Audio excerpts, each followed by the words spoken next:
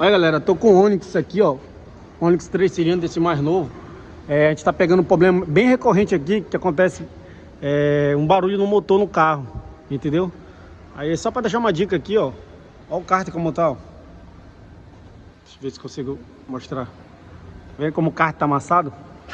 Aqui acontece, o cárter, como ele tá amassado, ele fica obstruindo a passagem do pescador. Na hora que acelera o carro, sai uma ressonância aqui do óleo com a passagem mínima do pescador aqui, entendeu? A gente vai ligar o carro e vou mostrar pra vocês aqui como é que tá fazendo barulho aqui desse carro. Estamos com o carro funcionando aqui, ó, pra vocês verem que com o carro em marcha lenta ele não faz barulho, entendeu?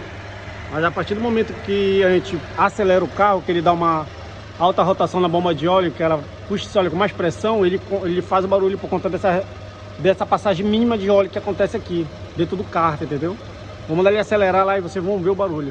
Acelera aí!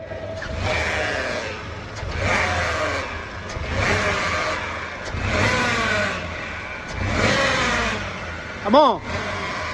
Tá vendo o barulho aí? Então o que acontece? Como o cárter amassou,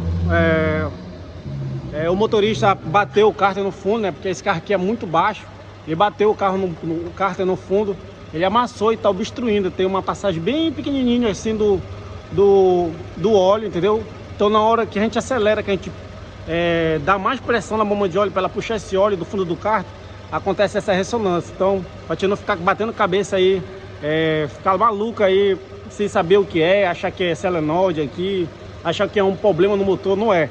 É só o cárter amassado. Nesse caso aqui a gente vai tirar esse cárter, a gente vai botar por um novo, e a gente vai gravar um outro vídeo mostrando pra vocês como o barulho parou.